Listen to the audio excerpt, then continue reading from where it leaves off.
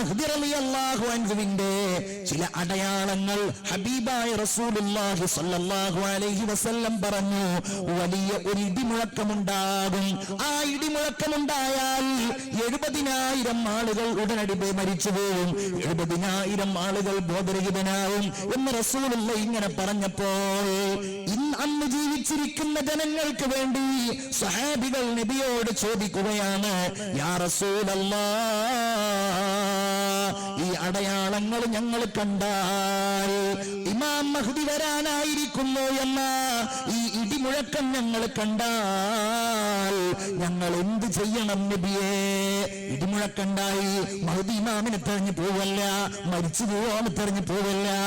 ഈ അത്ഭുതം ഇത് അള്ളാഹു നൽകിയ ഒരു പരീക്ഷണമാണെന്ന് മനസ്സിലാക്കിയ ഒരു വിശ്വാസി അവിടുന്ന് പറയാണ്, മല്ലസിമ ബൈത, അവൻ വീട്ടിൽ തന്നെ നിൽക്കട്ടെ, എന്നിട്ടോ വതഅവദ സുജൂദിൽ കിടന്ന് അല്ലാഹുവിനോട് കാവൽ തേടട്ടെ, വജഹറ ബിത്തക്ബീർ,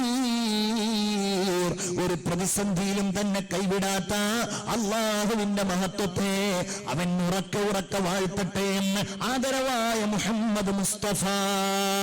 ഉറക്കെ സ്വലാത്ത് ചൊല്ലു, ആദരവായ മുഹമ്മദ് മുസ്തഫ സല്ലല്ലാഹു അലൈഹി വസല്ലം. നമ്മളും അങ്ങനെയാ ചെയ്യേണ്ടത്. ഇപ്പോഴെന്നല്ല, ഈ പ്രതിസന്ധി എന്നല്ല, അങ്ങനെ ഒരു പ്രതിസന്ധി വരുമ്പോ നമ്മൾ അതിനെക്കുറിച്ച് ഇങ്ങനെ ചർച്ച ചെയ്ത് ക്ഷമകേടിലായി നമ്മൾ അതിനെക്കുറിച്ച് പടച്ചോന്റെ വിധിയെ വിധിക്കരിച്ച് നടക്കുന്നതിന് പകരം നമ്മൾ ക്ഷമിക്കുകയും അള്ളാനെ വാഴ്ത്തുകയും അള്ളാഹുവിന് മുമ്പിൽ സുജൂദിലായിട്ട് കിടക്കുകയും ചെയ്യുക എന്നുള്ളതാണ് ഒരു വിശ്വാസിയുടെ ധർമ്മം.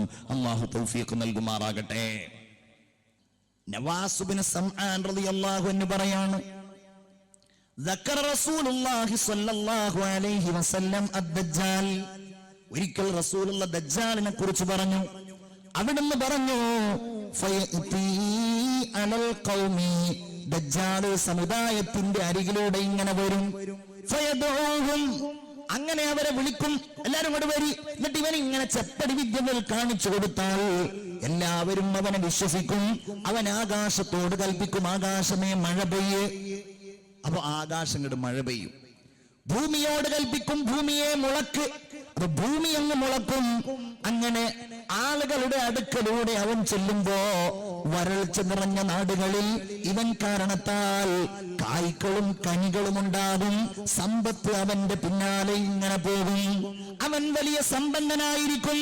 തേനീച്ചകൾ ഒരു റാണിയെ പിന്തുടരുന്നത് പോലെ ഈ സമ്പത്ത് മുഴുവൻ ദജ്ജാലിനെ പിന്തുടരുമെന്ന് ആദരവായ മുഹമ്മദ് മുസ്തഫ സല്ലല്ലാഹു അലൈഹി വസല്ലം